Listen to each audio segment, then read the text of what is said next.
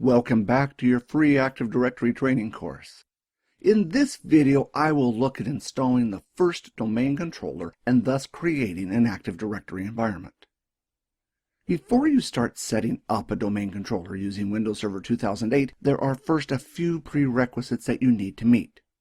First, you need to ensure that Windows Server 2008 has a static IP address. Next, Active Directory requires DNS infrastructure to work. If you do not have any existing DNS infrastructure, you can install Microsoft DNS during the domain controller install. Later on in the course, I will cover DNS in a lot more detail. For the present, I will install DNS with the domain controller, accepting all the defaults. This way, I can concentrate on Active Directory. I promise that later in the course, I will cover DNS in a lot more detail. Active Directory requires DNS infrastructure, but it does not have to be Microsoft's. If you have an existing DNS infrastructure, such as Unix-based DNS, you can use that as well.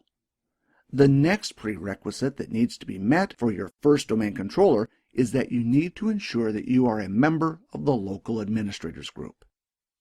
Once you are ready to install your first domain controller or add an additional domain controller to any existing network, run the command dcpromo. The process of changing a server into a domain controller is called promotion.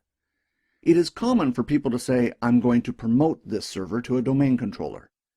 I will now change to my Windows Server 2008 server to demonstrate the process of promoting a server to a domain controller. I have already installed a fresh, clean install of Windows Server 2008 R2 on this computer. When the server boots up for the first time, you will be presented with the initial configuration task screen. In order to make this server a domain controller, I first need to assign it a static IP address. To do this from the initial configuration tasks, select the option Configure Networking. This will show all the network adapters on your server. From here, open the properties on the network adapter. In this case, I will configure an IP version 4 address. You could also configure an IP version 6 address, or both if you preferred. Domain controllers work equally well with either or both. Notice when I set the DNS server's IP address, I have set it to 127.0.0.1. This is the loopback IP address. This will direct all DNS queries back to this server. Since I will install DNS at the same time I promote this server to a domain controller, this is not a problem. Once I exit out of the network configuration, in the initial configuration tasks, I also get the option to change the computer name. If I go into here, notice that I have already set the computer name to DC1. Changing the computer name does require a restart. I would recommend changing the computer name and rebooting the server before promoting the server to a domain controller. If you change the computer name and don't reboot the server, this may cause some problems with promoting the server later on. Right down at the bottom, you have the option Add Roles. This will launch the Add Role wizard. You could also get to this step by running Server Manager from the Start menu and selecting the option Add Roles. Once past the Welcome screen, select Active Directory Domain Services from the list of roles. Active Directory Domain Services requires a .NET framework, so you will be prompted to add this as well. Once I next my way to the install part of the wizard, I am ready to install Active Directory Domains Services. Notice that I was not asked any configuration questions. All I was given was an information screen about Active Directory Domain Services. Just to prove a point, I will now cancel the wizard and thus not install the role. If I had finished the wizard, the server would not have been promoted to a domain controller. Remember that to promo a server to a domain controller, you need to run the command dcpromo. To do this, I will open a command prompt. Notice that when I run dcpromo, it will check to see if the Active Directory binaries are installed, and if not, it will install them. The process does take a few minutes to complete. If you know in advance that you are going to promote a server to a domain controller, often an administrator will install the Active Directory Domain Services role ahead of time using Server Manager. By doing this, you save time promoting the server to a domain controller because you don't have to wait for the binaries to be installed. Since the process does take a few minutes, I will fast forward the wizard. In this example, I will run the wizard in basic mode. Notice that you have the option Use Advanced Mode Installation. Later on in the course, I will cover these options. In this example, I will keep it simple and stick to the basic mode. On the next screen, you have a warning about old NT-style cryptography and Windows Server 2008. This is only a problem if you have Windows NT computers or devices that use old-style cryptography. Microsoft has raised the bar with Windows Server 2008 in regard to the cryptography that it supports.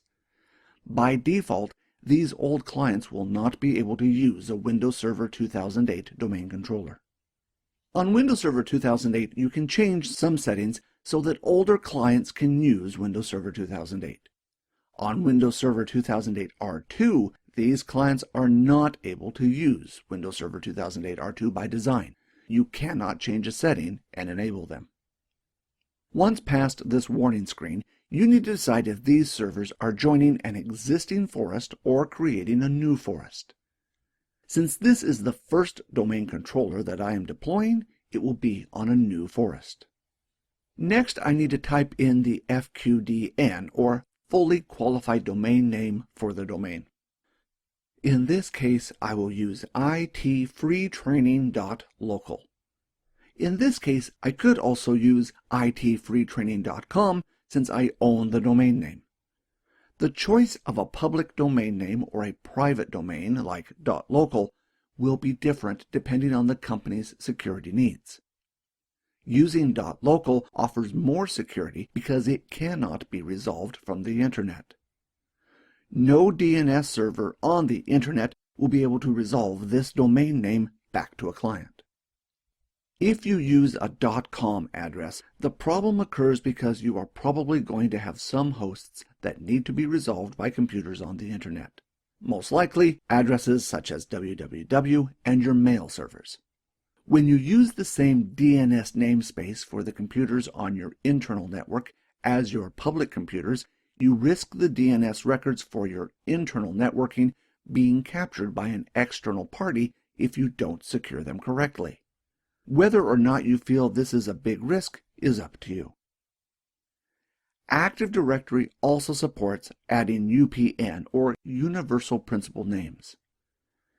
Using a UPN, you could create a domain such as .local and add a .com UPN.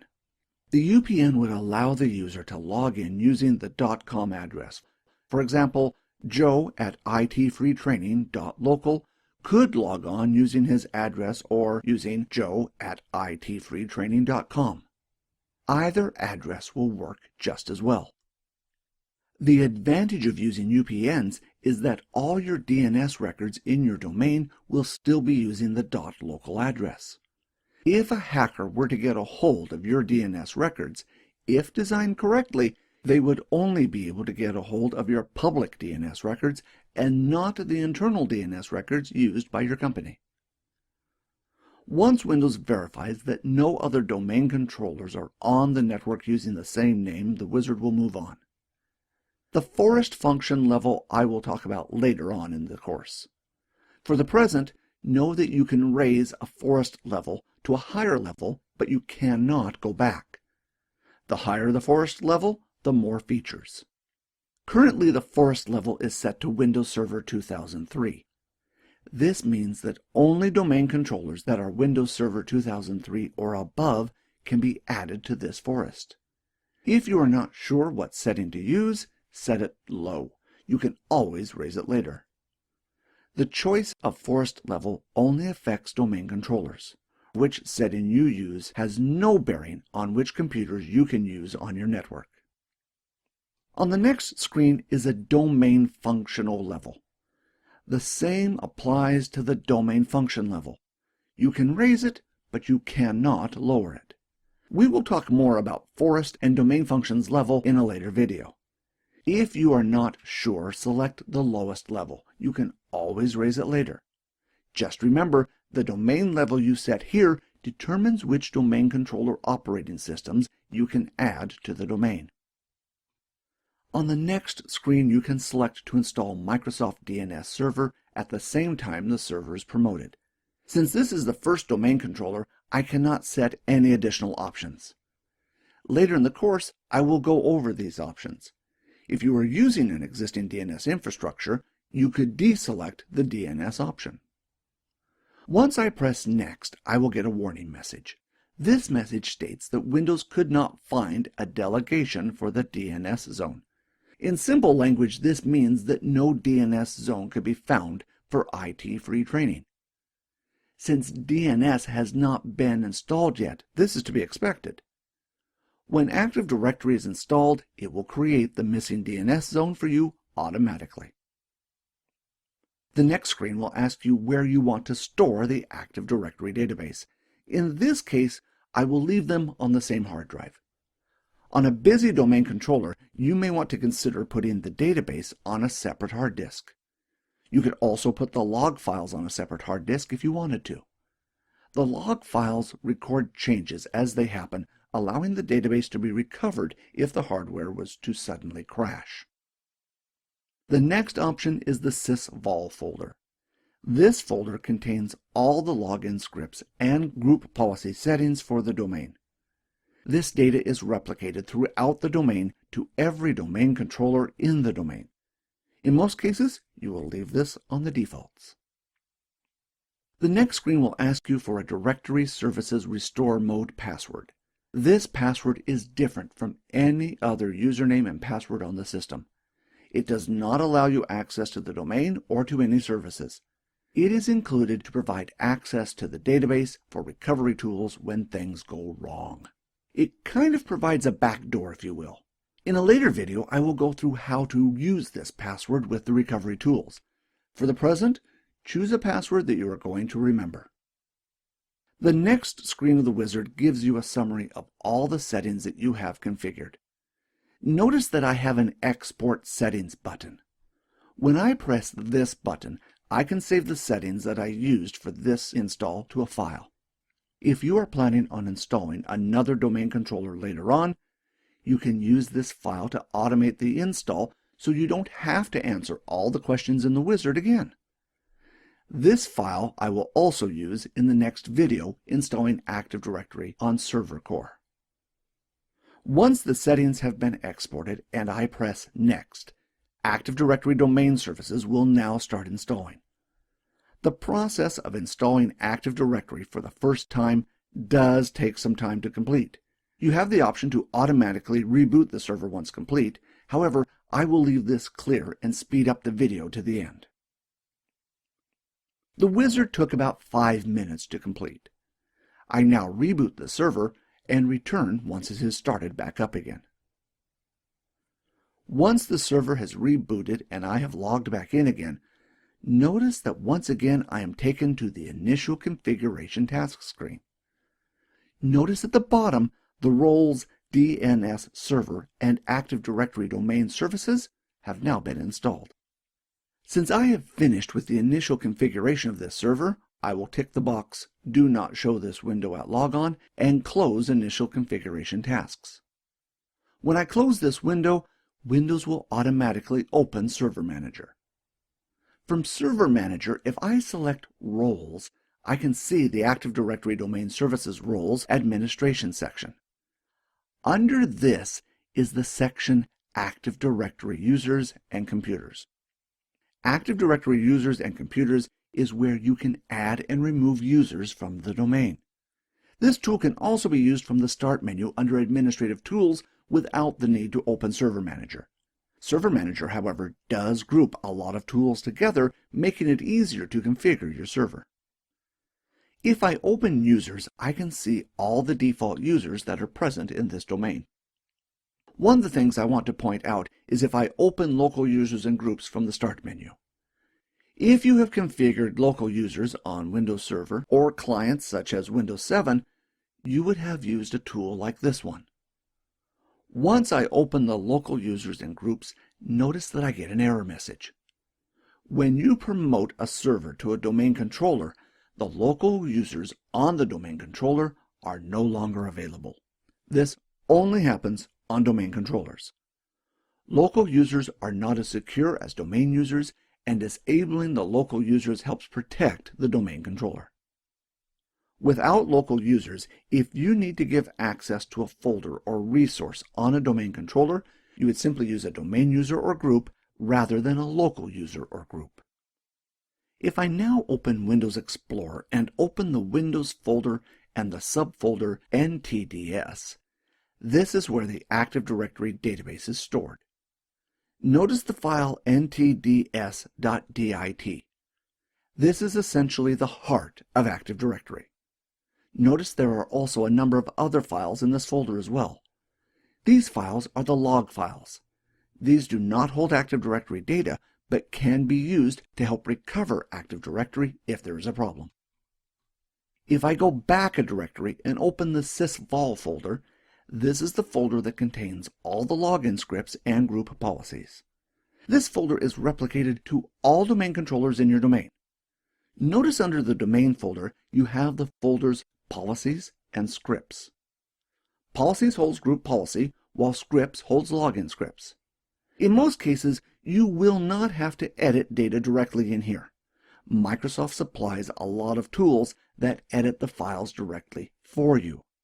In some troubleshooting scenarios, it pays to understand where these files are located.